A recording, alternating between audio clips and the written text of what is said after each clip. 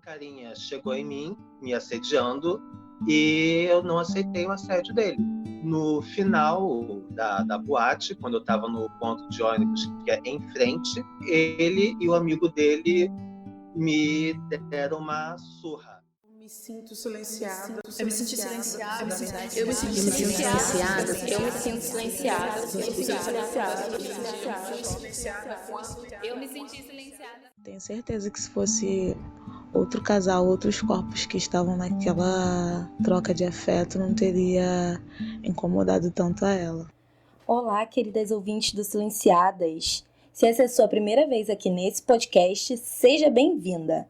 Esse é o último episódio da série Corpos Silenciados, Histórias e Vivências de Mulheres LGBTQIA+. Então eu sugiro que assim que acabar esse episódio, você corra para ouvir os outros que têm histórias maravilhosas. No episódio de hoje, nós estamos com 2 participantes e a dinâmica vai ser um pouquinho diferente dos outros. Vamos conhecer as meninas? Olá, pessoal. Eu nasci Sérgio Maltas, mas estou em transição, tá? Maria Alice Maltaschi, ela vai surgindo aos poucos, né? Mas podem me chamar de Alicinha.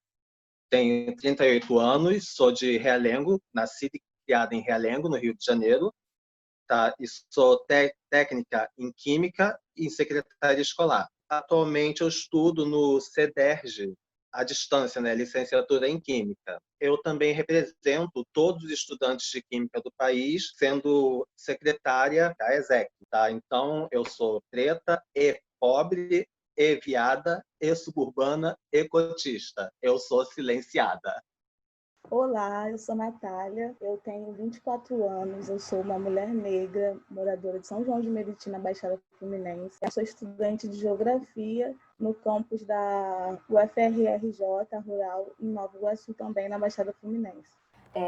Nós estamos naquela época do ano onde as marcas colocam bandeirinha do arco-íris em seus perfis, começam a vender roupas com a temática Pride, mas também é a mesma época do ano onde as marcas focam apenas no G, e de preferência no G branco, cis, padrão, quando, na verdade, a data existe graças a lutas de mulheres pretas e trans, A respeito dessas realizações, né, vai muito da nossa sociedade, que ela realmente prega essa coisa embranquecida em todas as nossas comemorações.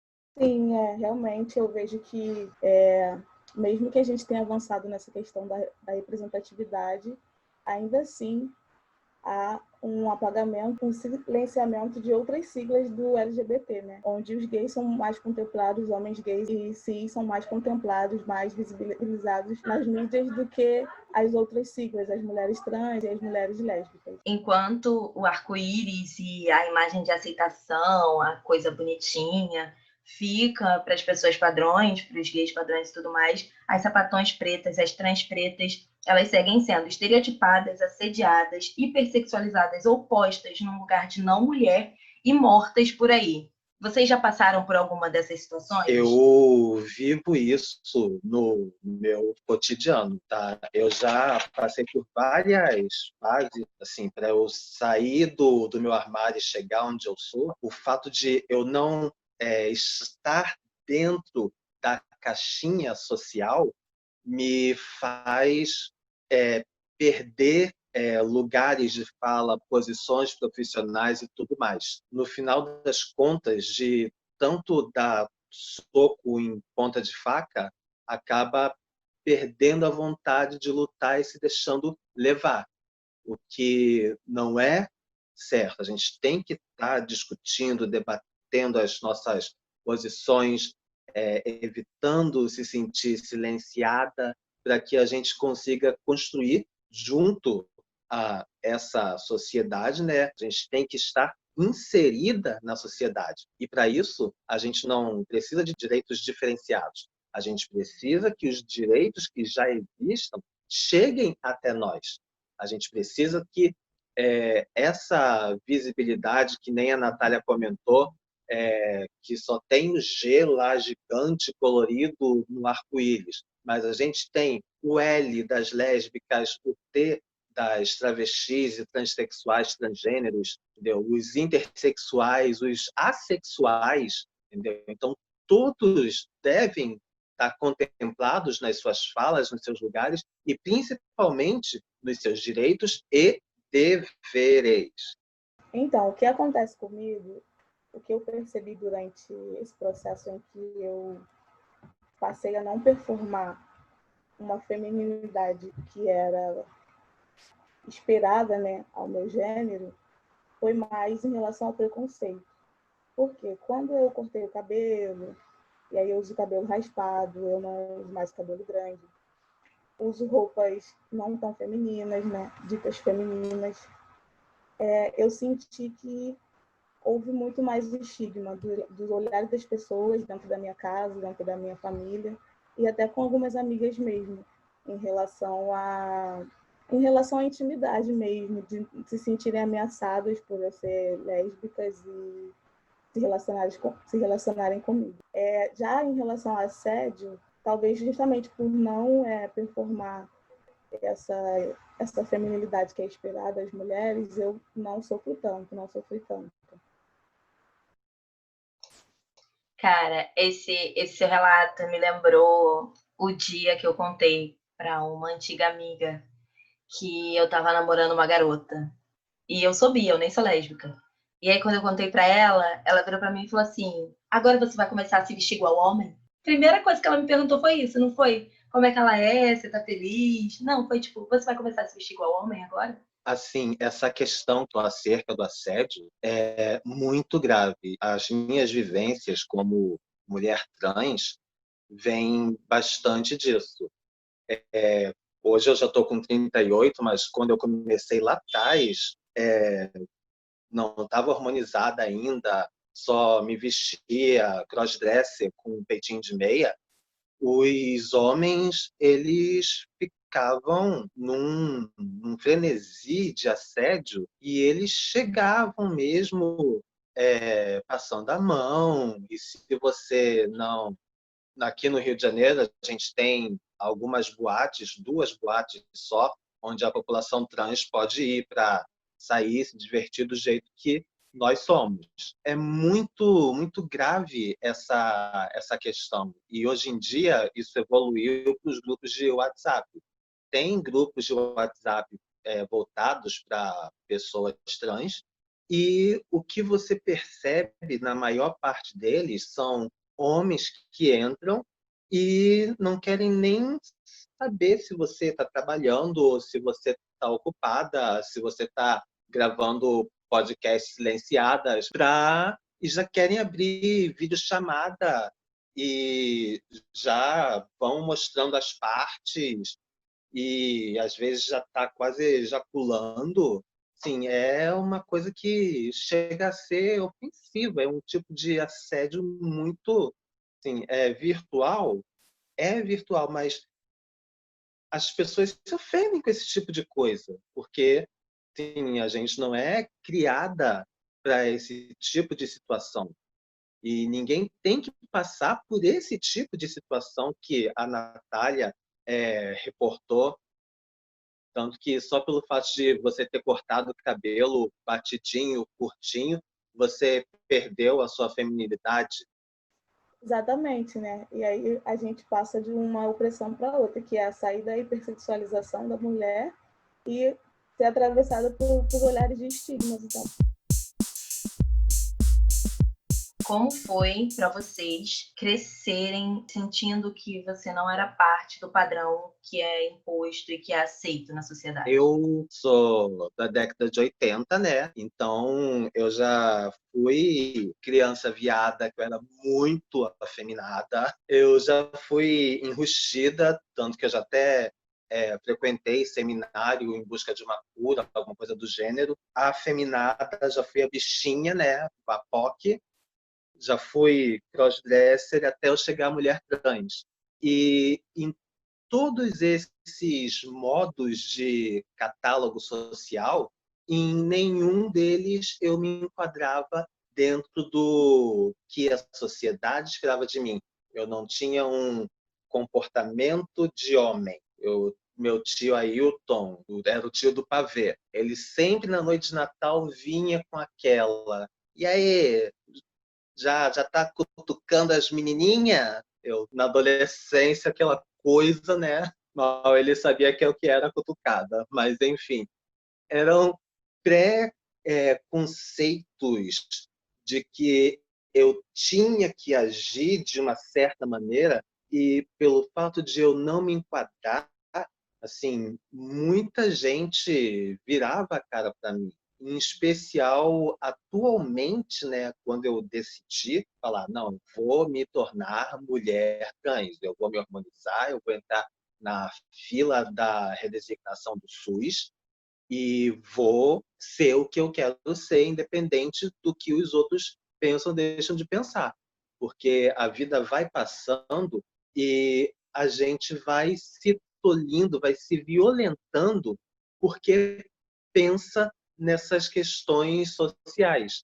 É importante opinião, aceitação social?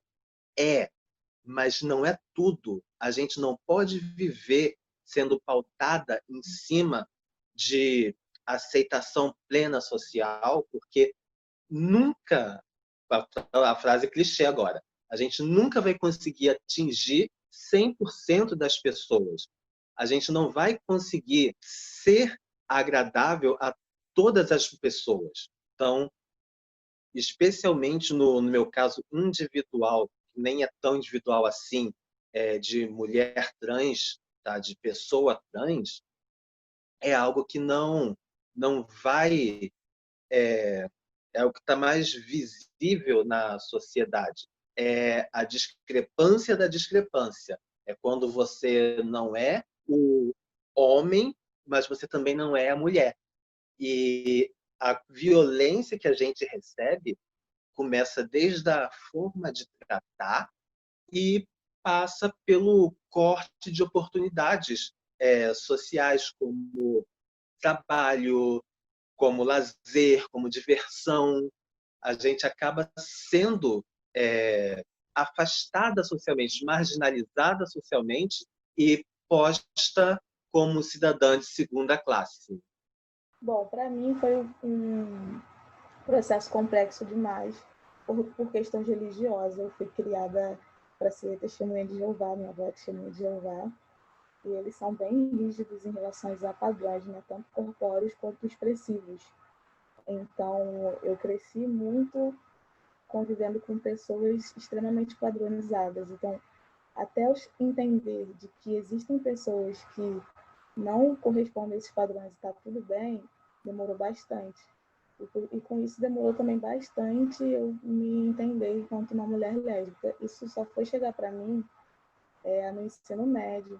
Até então eu nunca tinha assim me relacionado nem com homens nem com mulheres. Eu até cheguei a achar que eu fosse assexuada, porque não passei por uma heteronormatividade compulsória, não cheguei a me forçar a experimentar esse padrão para ver se realmente eu não correspondia. E aí eu estudei num colégio que é um curso normal, e ele o público é majoritariamente feminino, né? E os meninos que tem lá são, a maioria também, homossexuais. Então, foi quando eu me senti totalmente à vontade, quando eu conheci pessoas que sentiam o que eu sentia, que estavam passando por o que eu estava passando naquele momento. E isso me deu abertura de experienciar novas coisas, de de entender a minha sexualidade e de como eu era atravessada por isso. Alice, quando que você decidiu fazer a transição? Começar a passar pelo processo de transição? O meu processo de transição ele já tinha começado há anos. Só que eu não sabia que eu chegaria nele. Entendeu? Então, Alicinha, Alice, eu sou fruto de todas as minhas vivências, desde lá da criança viada, passando pelo crossdress, pelas violências sociais, psicológicas que eu vi até os dias de hoje. Então, foi mais ou menos há uns 4 anos, num congresso de química que a gente tem, o ENEC, onde tinha uma festa que chama Festa do Toca, onde os homens vão vestidos de mulher e as mulheres vão vestidas de homem. E eu sempre, modéstia às favas, arrasava no look, né? Eu tenho essa questão da passabilidade, que eu, por ser bastante magrinha, ter um rosto bastante andrógeno, eu passo bastante por feminino, especialmente com as roupas e tudo mais. Fui passando, eu ficava me vendo, me produzindo.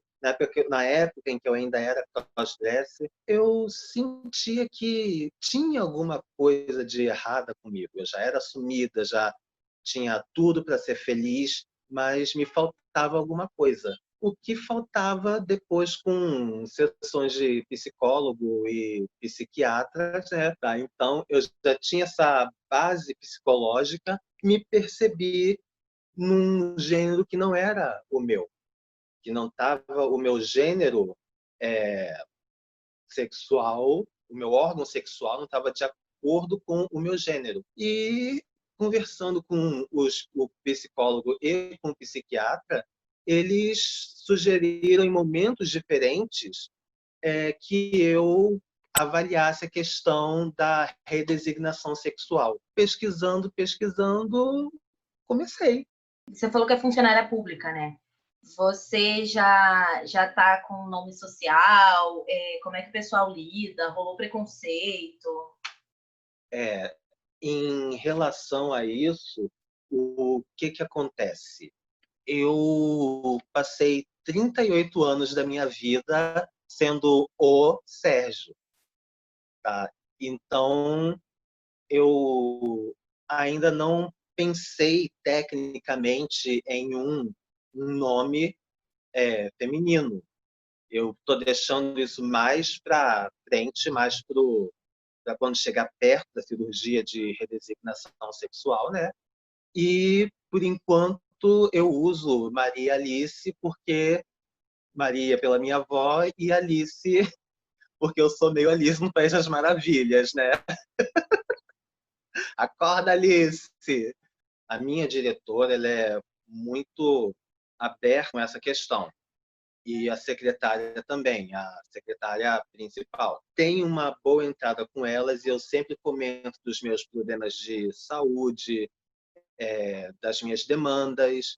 E quando eu comentei com elas, elas ficaram um pouco desconcertadas, porque a minha escola é uma escola de ensino fundamental 1, com crianças de 6 a 10 anos de idade. Nem pelas crianças, mas por conta dos pais. E nessa época política em que a gente está vivendo, é perigoso. Para que os pais não fiquem reparando muito na minha transição, a gente teve uma ideia, uma sacada de dar uniformes para todos os funcionários. Vai por cima da roupa e não dá a aparência do peito, tá? Que é onde vai aparentar mais. E abaixo do quadril, acima do joelho, abaixo do quadril. Então, é uma coisa que eu me senti acolhida por conta dessa questão, de estar tendo essa preocupação com o bem-estar da servidora e tudo mais. E em relação à mudança de nome, quando eu fizer a mudança, eu já vou fazer a mudança total para correção da certidão de nascimento e já vai vir tudo embatelada. Você falou que no ensino médio foi quando você teve esse primeiro entendimento, que tipo, foi quando o ser lésbica passou pela sua cabeça no primeiro momento. Você se assumiu nesse período? Você se aceitou nesse período? Foi mais para frente? A faculdade te ajudou de alguma forma? Eu estou perguntando da faculdade porque em outros episódios a gente fala sobre isso, porque é uma questão e como a universidade às vezes pode ajudar a gente a se entender melhor. Sim, a faculdade foi acolhedora, no sentido de que lá eu consegui teorizar as minhas vivências, né? Mas a aceitação realmente foi no ensino médio, foi quando eu tive a minha primeira experiência com outra mulher. Se assumir é complicado, porque eu nunca sei se eu sou assumida de fato ou não. É uma coisa que não é velada, eu não nego, mas existem pessoas que não sabem. Então eu fico pensando até que ponto se assumir todos saibam e você não ter o menor problema com isso, ou até que ponto se assumir é você saber e você não ter um problema nenhum com isso. A pessoa em questão é minha avó, que é a pessoa que me criou, e a gente mora juntas, a gente convive juntas e é velado, sabe? Não se toca nesse assunto, não se fala sobre isso, apesar dela saber. Então, eu não sei se isso implicaria nessa saída do armário, né? Já que ela é uma pessoa importante e que talvez não saiba, mesmo sabendo. É complicado. E você falou que você tem seus 5 irmãos, tem criança correndo pela casa o tempo inteiro. Como é, tipo, eles sabem? Você conversou com eles sobre isso? Não, todos os meus irmãos sabem. Todos os meus irmãos sabem. As crianças são super receptivas. As crianças são as melhores pessoas para conversar sobre isso, porque você percebe que é natural, né? Que não tem preconceito nenhum da parte deles. Atualmente estou em um relacionamento, eles conhecem a minha namorada, enfim. Eles sabem que eles... E é importante também que eles tenham essa abertura de conversar sobre isso comigo, né? Porque 5 crianças, e aí nem todas podem corresponder a esses padrões heteronormativos, e eu sinto que sou uma referência para que, caso eles não correspondam a isso, eles podem se sentir à vontade de serem quem eles são, pelo menos aqui dentro de casa e comigo. Vocês tiveram alguma referência ou algum lugar de conforto? E não precisa ser um lugar físico. Pode ser um lugar virtual, pode ser um livro, pode ser ou alguém que, tipo, foi uma pessoa que ajudou a se entender? Foram a minha mãe e a minha avó, ambas já falecidas. Tá? Minha mãe, ela foi a primeira da família a ter diploma universitário. A minha avó, que também, ambas, né, mulheres pretas, né? Minha avó analfabeta. E de artista, né? Eu tinha muita referência da televisão, especialmente de trans, da Rogéria, né?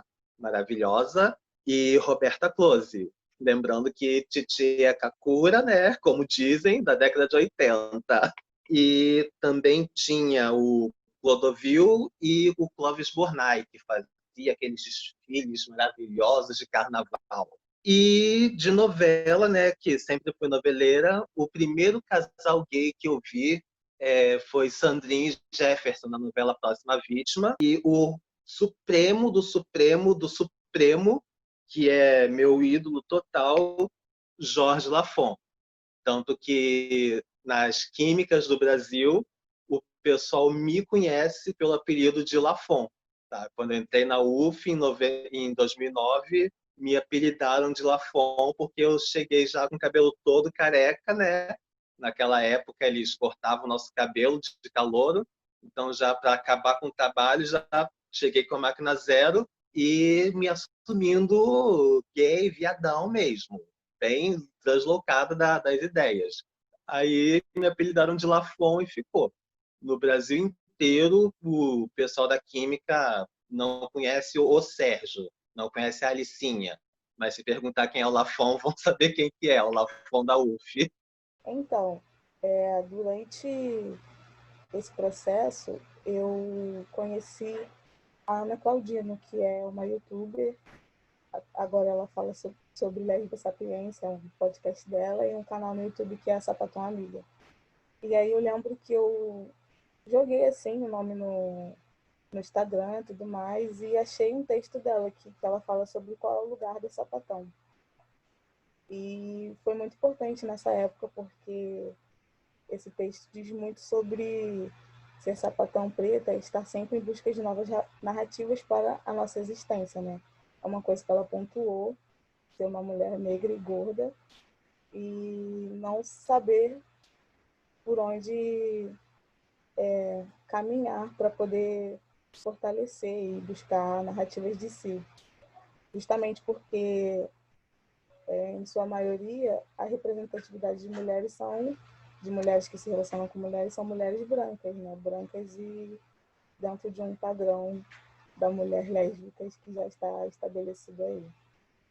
O Silenciadas foi meu projeto de conclusão de curso e ele surgiu quando eu percebi que algumas situações que aconteciam tanto comigo quanto com outras pessoas que eu conhecia, com outras mulheres negras, com mulheres negras que eu admirava na televisão mesmo, que aquilo era silenciamento. Então, eu queria saber de vocês uma situação onde vocês se sentiram silenciadas. A situação onde eu me vi mais calada e que eu trago ela comigo até hoje foi numa ocasião em que eu saí para ir para uma boate trans em Bangu, né?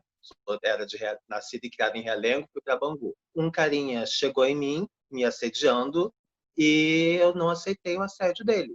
No final da boate, quando eu estava no ponto de ônibus que é em frente, ele e o amigo dele me deram uma surra de pontapé. Tanto que eu tenho até hoje um deslocamento de maxilar e os meus dentes, os de baixo, não encaixam com os de cima. Além dessa violência, desse silenciamento, o pior foi na delegacia de polícia, quando eu fui registrar a queixa. O escrivão disse que não registraria a minha queixa, não estava com roupas apropriadas, nem no lugar certo àquela hora da madrugada.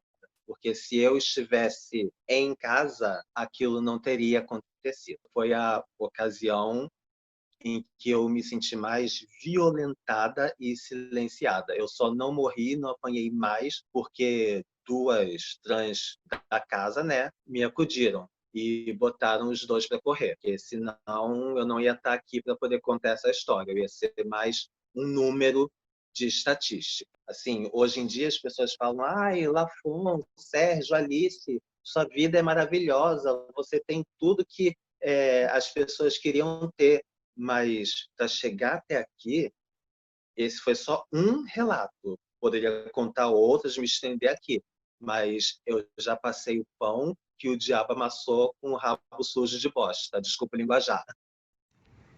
Sobre silenciamentos, nossa, foram tantos, mas o que eu tenho mais evidente, assim, que mais está marcado é o mais recente que eu sofri. Foi no final do ano passado, em dezembro, eu estava com a minha namorada no shopping, que é uma mulher negra também. A gente estava conversando, tomando um chopp, e tinha um grupo de mulheres na mesa atrás da nossa, assim, umas crianças, tinha umas 2 crianças e umas 3 mulheres adultas. Elas estavam conversando alto, bebendo também, muito nessa ambiência mesmo de praça de alimentação do shopping. E aí, de forma muito sutil, eu dei um beijo. Eu e minha namorada nos beijamos. E uma dessas mulheres, né, uma senhora já, gritou assim pra gente, né, pra gente ouvir, falou pra gente ouvir: tem criança aqui, para com isso. E aí a gente escutou e na hora veio um estalo assim, o corpo, né, o corpo logo gela. E aí a gente só se olhou e ficou sem reação. E aí ela continuou insultando, né, falando: ai, pouca vergonha, não sei o que, 2 mulheres. E a gente ficou extremamente incomodado, assim, conformado. Aquilo atravessou a gente ali na hora, que acabou o rolê. Acabou a vontade de beber o chopp. A gente depois conversou sobre isso, mas naquele momento a única reação que a gente teve foi de levantar e ir embora daquele espaço. Então, eu me senti bastante silenciada. E aí uma das mulheres riu, né, quando a gente levantou pra ir embora. Ela riu e falou assim: ó, cuidado, hein, falou pra senhora que tinha dito, falou assim: cuidado, porque homofobia é crime. Ou seja, elas tinham consciência, né, do que elas estavam falando, do que elas estavam fazendo. falou mesmo na intenção de atacar a gente, de causar desconforto. E aí mascarou o preconceito dela numa coisa que as crianças nem estavam se ligando. Passou despercebido. Tenho certeza que se fosse outro casal, outros corpos que estavam naquela troca de afeto, não teria incomodado tanto a ela. Meninas, depois desse papo, vamos ajudar os nossos ouvintes a irem mais a fundo nas discussões que cercam a vida de uma mulher negra não hétero cis? Atualmente, uma das minhas maiores referências tem sido a Audre Lorde. A Audre Lorde é uma mulher negra, que é mãe, feminista, é lésbica, é ativista na luta pelos direitos humanos. Ela é escritora e poetisa. Ela fala muito sobre afetos e sobre amor, de como o amor é um ato político, de como amar uma outra mulher é um ato político, e fala sobre como interseccionalizar as opressões, né? Porque dentro do movimento negro eu sou LGBT, e dentro do movimento LGBT eu sou negra. Então não tem como eu escolher uma pauta e lutar por ela apenas porque eu sou atravessada por todas essas coisas juntas, né? Uma coisa vai condicionando a outra. E ela fala também sobre o silenciamento, de como o nosso silêncio não vai nos proteger e de como podemos transformar o silêncio em linguagem e ação. Isso tem sido muito gratificante, porque eu tenho conseguido direcionar as minhas lutas, né? Eu estou participando de um curso de políticas públicas para a população LGBTQIA+. E uma publicação que eu recomendo é Orientações sobre Identidade de Gênero, Conceitos e Termos. É de Jaqueline Gomes de Jesus e se trata de um guia técnico sobre pessoas transexuais, travestis e demais transgêneros para formadores de opinião. Tá? É uma publicação que vem falando sobre pessoas trans e como as pessoas devem se referir no trato conosco. Tá? Lembrando que é a travesti. E a regra de ouro, né, claro, trata a pessoa pelo nome dela, entendeu? E se for precisar escrever algum texto para pronunciamentos, trabalhos, a própria língua portuguesa permite que a gente use frases, palavras que não precisam necessariamente designar gênero. Ao invés de você falar bom dia a todos, no masculino, e excluir as vozes femininas, fala bom dia para vocês. É algo que engloba todo mundo e não ofende ninguém. No início é um pouco trabalhoso parar para pensar na questão do artigo definido, que bota você dentro da caixinha o, a, mas depois disso, depois que a gente interioriza essas coisinhas, entre aspas, pequenas, tudo fica melhor. E passando, claro, pelo respeito ao outro. Você pode não aceitar que eu seja uma mulher trans, mas você é obrigada a ter o mínimo de respeito para comigo, e vice-versa. Eu quero muito agradecer a presença da Alice e da Natália nesse episódio. Queria dizer que eu gostei demais de bater esse papo com vocês. Eu espero que você, ouvinte, também tenha gostado desse episódio. E fica aqui meu agradecimento especial por vocês terem acompanhado essa série. Foi uma série que foi muito importante para mim, foi trabalhosa de fazer, foi gostosa de fazer, e ver o resultado e receber as mensagens de carinho foi tudo muito bom. Então fica aqui o meu muito obrigada. Mas eu tenho uma outra informação importante para passar. A gente conseguiu chegar a 500 seguidores no Instagram. Eu falei com vocês semana passada que já tava faltando pouquinho, e agora a gente ultrapassou os 500 seguidores e, conforme eu prometi, vai ter promoção sim, tá bom? E eu quero que vocês marquem os amigos todos para todo mundo participar, tá bom? Eu tô aqui toda me despedindo, mas ainda tem uma parte importante do podcast que foi preparada com muito carinho, que é para finalizar essa série com muita potência e com muita força. Bem, crianças, com tanta fumaça, acho que o fogo está perto. Eu acho que a quantidade de mulheres e negros falando sobre direitos iguais, os homens brancos vão ficar irritados muito em breve. Mas sobre o que todos aqui estão falando? Aquele homem ali diz que as mulheres precisam ser ajudadas a entrar em carruagens e erguidas para passar sobre valas e ter os melhores lugares em todas as partes. Ninguém nunca me ajudou a entrar em carruagens, a passar por cima de poças de lama ou me deu qualquer bom lugar. E não sou mulher? Olhe para mim, olhem para o meu braço. Tenho arado e plantado e juntado em celeiros e nenhum homem poderia me liderar. Eu não sou uma mulher? Posso trabalhar tanto quanto e comer tanto quanto um homem, quando consigo que comer, e aguentar o chicote também. E não sou uma mulher? Dei à luz a 13 filhos e vi a grande maioria ser vendida para a escravidão. E quando eu chorei com a minha dor de mãe, ninguém, a não ser Jesus, me ouviu. E não sou mulher? Então eles falam sobre essa coisa na cabeça, como chamam mesmo? Intelecto. É isso. O que isso tem a ver com o direito das mulheres ou dos negros? Se a minha xícara não comporta mais que uma medida, e a sua comporta o dobro, você não vai deixar que a minha meia medidazinha fique completamente cheia?